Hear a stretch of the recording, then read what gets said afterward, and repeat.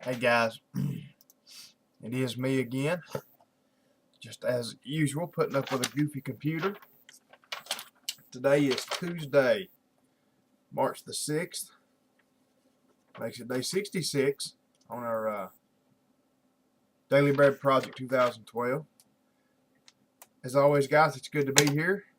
Yeah, like I said, I've been dealing with some goofy computer issues, so guys, I'll tell you what I'm going to do. And to you guys that I have talked to and you guys that have messaged me on it and things, I don't know. I'm gonna try it and see if it helps any. If it don't, I'll put it back on. And what I'm talking about is Skype, guys. I think I'm gonna take Skype off this computer.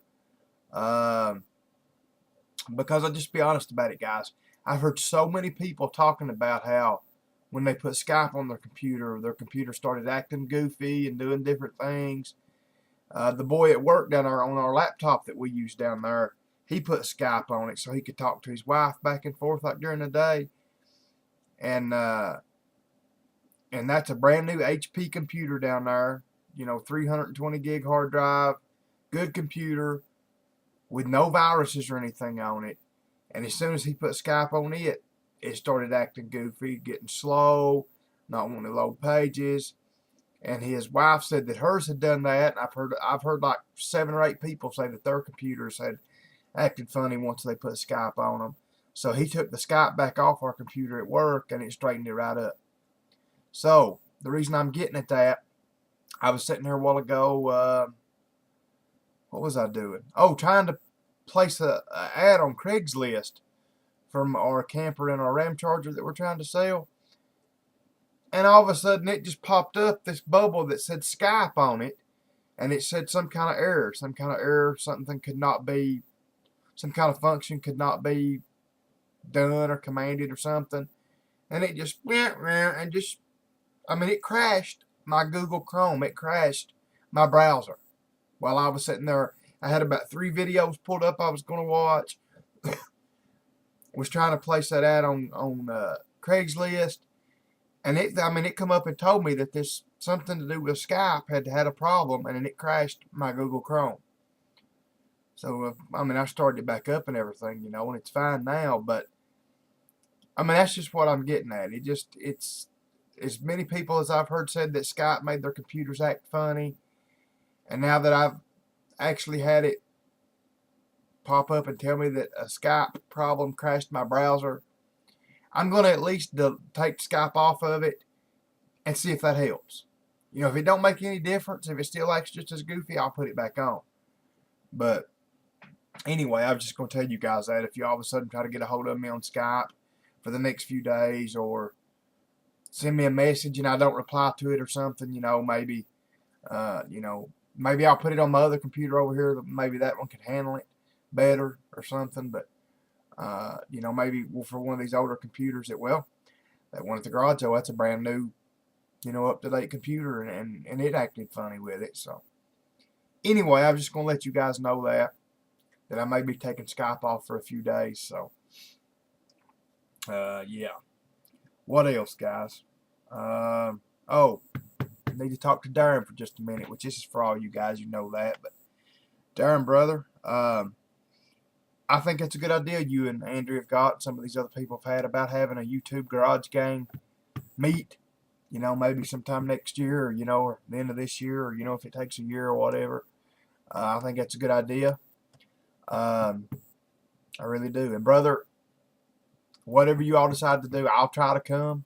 I really do. I'd like to come. If you have it in Florida, then around where you live, that's fine with me. Especially if we do it like 9 months from now or a year. I think it's a good idea, and that's what I'm going to say. Count me in. I know Andrew was asking about whether people wanted to do It's like the go somewhere and hang out deal or the car show deal. Yeah, it doesn't matter with me. I don't have a car, I don't have an old hot rod or anything. I don't have a car for like a car show, so that really doesn't matter to me. Just to keep coming hang out with you guys and eat some good barbecue, that'd be fine for me. So, but like I said, uh, keep me informed on it, brother.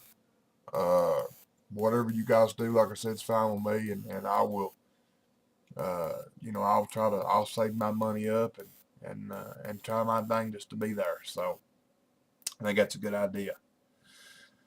Okay, what else was I going to talk about? Oh yeah, another thing to Darren.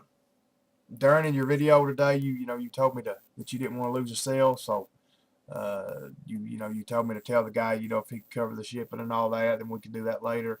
I talked to him today.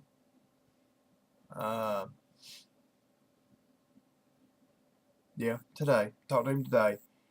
And he said he got paid Monday and he was going to bring me the money Monday to get the paint with. So if he does that, brother, I'll email Andrea Monday or whenever he brings me the money.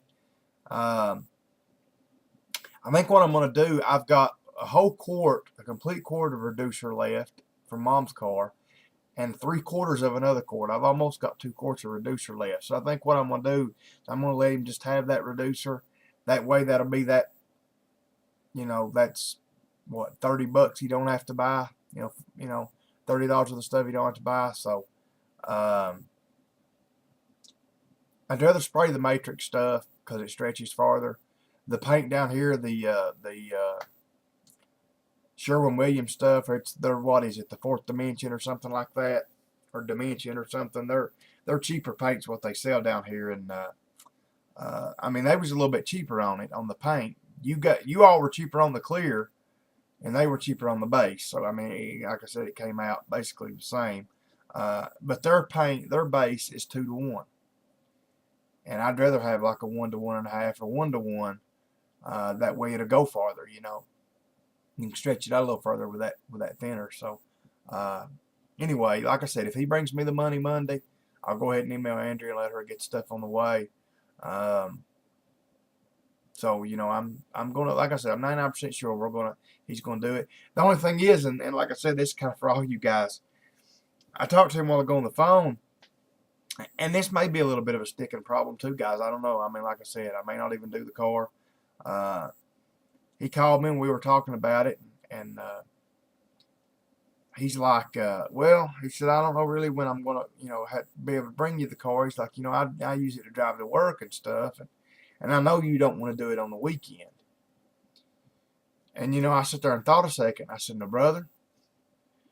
I said, I'm the pastor of the church and everything. I kind of to make a joke out of it. I said, but God's not gave me any special powers yet. And he kind of just laughed and said, what are you talking about? I said, well, brother, I know what you're getting at. I said, but if you bring me that car like on a Friday evening, there's no way I can have that car done by Sunday evening. I know you're thinking just drop it off over the weekend, and that's what I told him. I said, I'm not a professional body man. So I told him, I said, I know some guys, Darren on here, and Pisser's pretty good at banging that stuff out. Some of these guys that could bang that out, in a few hours. The painting the hood and the roof and the spoiler and top of one fender. But so I told him, I said, I'm not a professional at it, and I can't do it 9 hours, 10 hours a day. I just got to do it in the evenings. So that's what I told him. I said, brother, I'm going to need 5 or 6 days anyway. I said, this car's not as bad as Mom's car was. At least I don't think it is. So I said, I just hope that's not a sticking point, because I can't do it in 2 days or whatever. That's just, So he said, well, he's got another car that he's trying to fix up for one of his sons to drive, but it's going to be a little bit before his son starts driving it. So we're going to I got to order him some tires for it tomorrow, actually, anyway.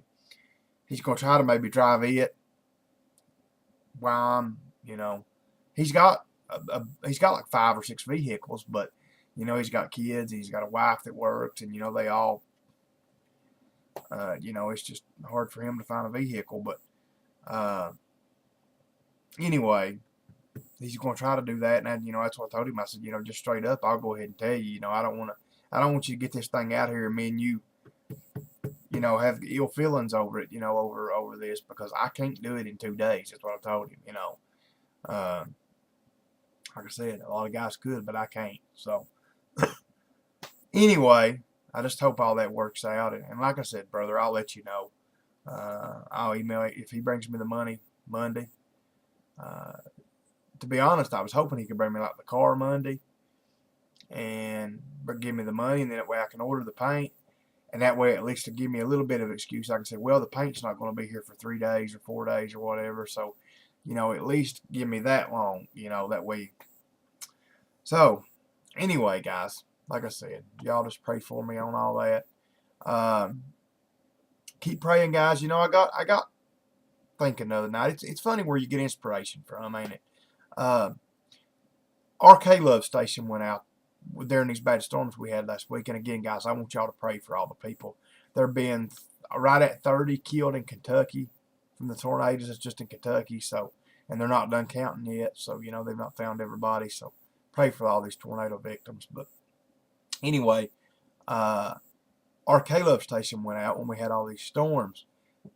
And so the night I was out here wet sanding and buffing, my furnace door that you guys seen that video, I had to listen to a CD that I bought, guys, probably 10 years ago or longer. There was a guy came through here. His name is James David Mad Dog Bonner. He's from Tuscaloosa, Alabama, if I ain't mistaken. And he's a Christian comedian. Back when he come through here at time, he was a startup Christian comedian. See, I've never heard of him anywhere else, so I'd say his career didn't go very far. But anyway, because just to be honest about it, being a Christian comedian, you've got a small group to draw from there, because most people, they think you have to be vulgar and, holler and cuss and, be dirty to be funny. But anyway, he was in here in this area promoting himself, going to different radio stations and stuff, and they were interviewing him, and he was selling CDs, and he stopped by my shop, and just don't remember if somebody told him to come by there or what, but he told me his little story there, and I bought a couple CDs off of him. I said, I'm going to help a feller out. Plus, you never know. One day, if he becomes a big famous comedian or something, I could say, hey, I met him, sit and talk to him. But anyway, I was listening to his CD the other night. He was, on there. Mostly tells jokes about about church, about being in church. His dad was a preacher all of his life, and he helped his dad run a church and all that, and his brother's a preacher, and he's a good Christian fella, like I said. And he tells just funny stuff about stuff happens in churches and this and that. Anyway, he was talking about at the end of one of the CDs. He said, we all need to remember that God wants us to pray. We need to go to God and pray and take him stuff, when we need stuff or whatever the case may be. He wants us to pray and have faith, but we've also got to work it too.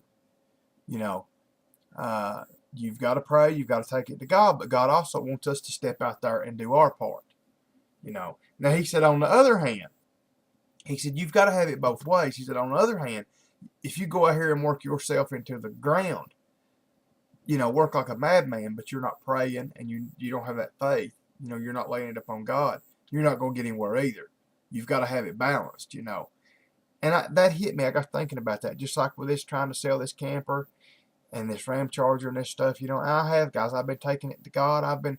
God's probably sick of me coming to him and saying, God, please, we need to sell this camper. We need to sell this Ram Charger. Please, God. Please, God. But I've been doing that part of it, which Dad's had them advertised and this and that, and I've had them back in the fall and in the summer. I had them on Craigslist, but that hit me when he was talking about that we've got to step out and do our part too. So that's like tonight, guys. I got them here. I got them TriCitiesNow.com. I had them advertised on there, both of them.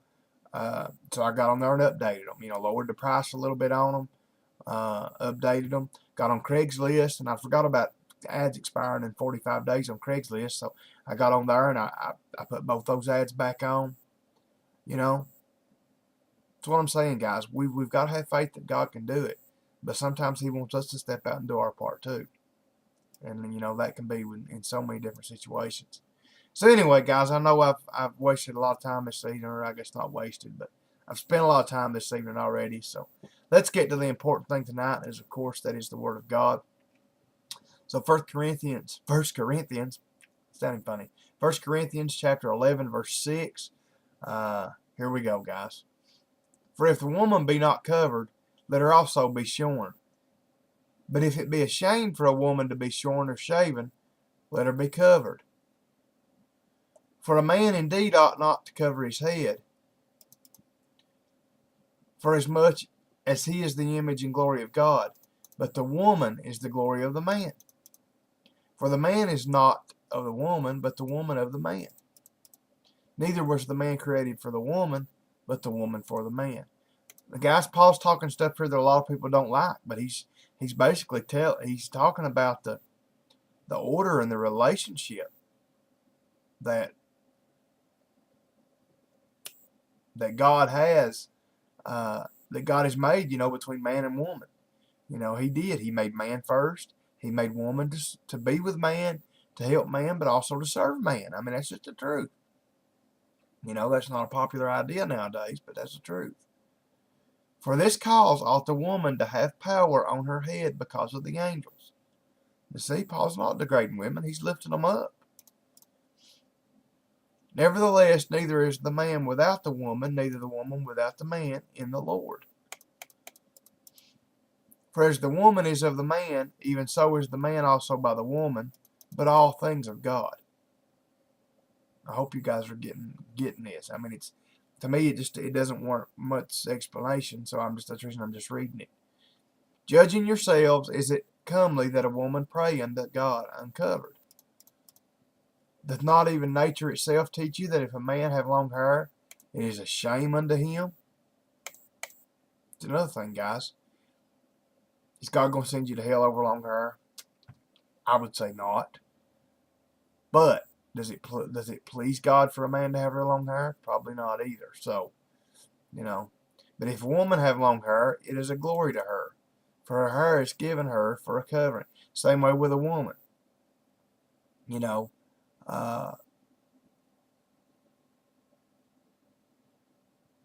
This stuff really doesn't matter. That's what I'm trying to say. God, guys, we displease God so much anyways, what I'm trying to say. If you're living the best life you can live and you're doing what you can do, if you're a woman and you've got your hair cut short, God does not. He doesn't fret over that. Just like with a man having a little bit of long hair. Now, like I said, I think you ought to pray about it and see what God tells you. And this may be a little bit sexist of me, guys. And this is just my opinion. I'm not taking this to anything biblical. I don't see anything wrong with short hair on a woman. I know a lot of women that have short hair, real short hair.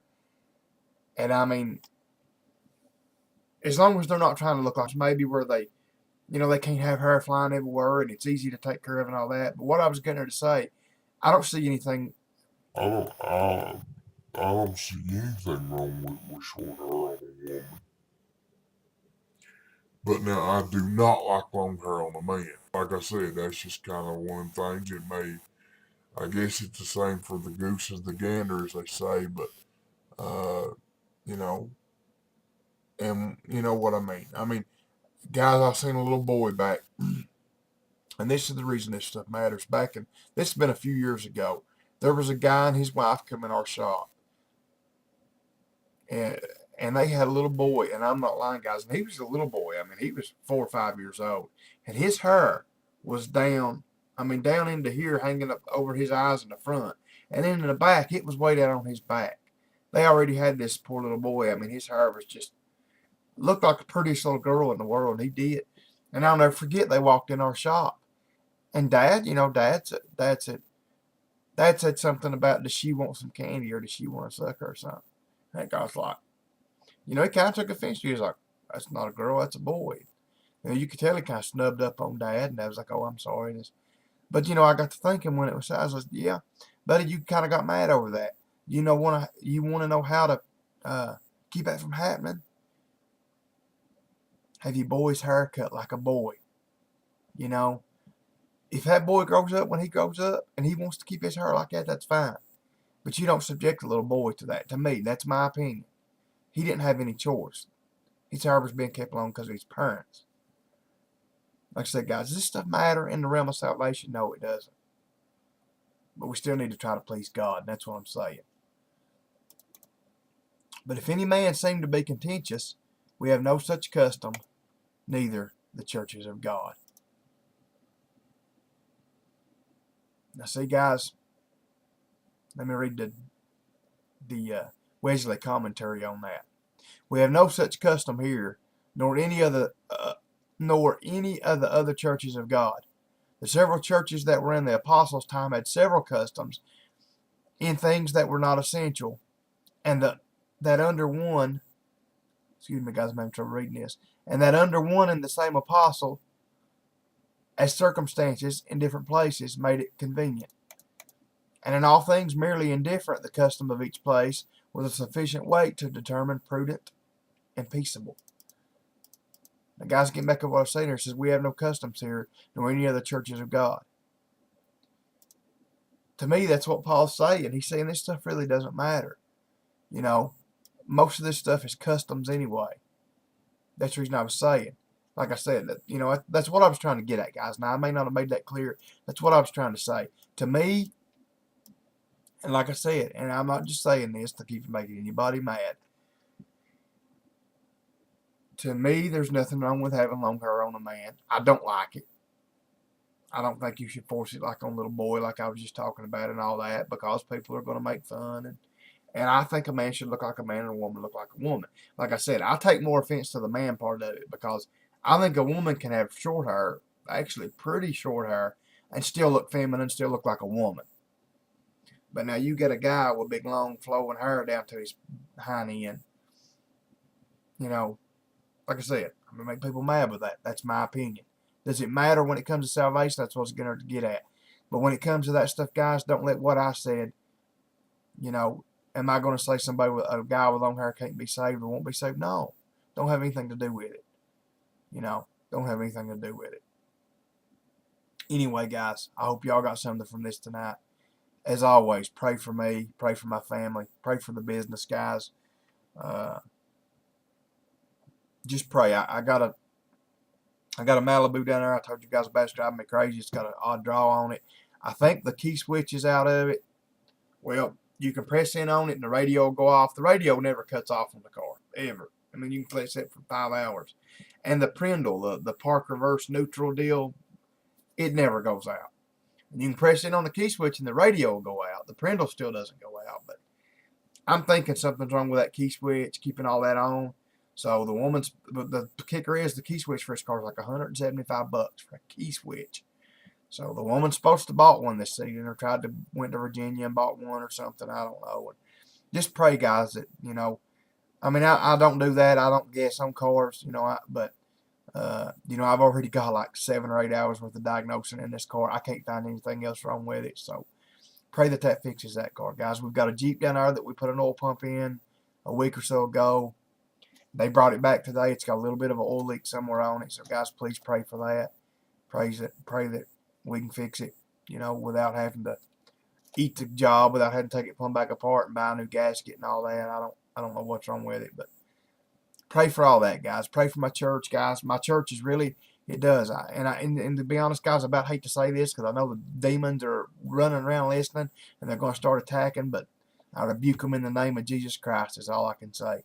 Guys, there's so much happening in my church right now. I mean, there's an energy. This last Sunday was such a good day. There's so much energy. The women's meetings, they're getting ready to start putting them back together. Guys, it's just everybody seems like they're coming together again. I mean, it's really good what's going on in the church. We've got a lot going on, and so pray for that. And guys, like I said, keep praying that we can sell these things that we need to sell. We need to sell them really bad.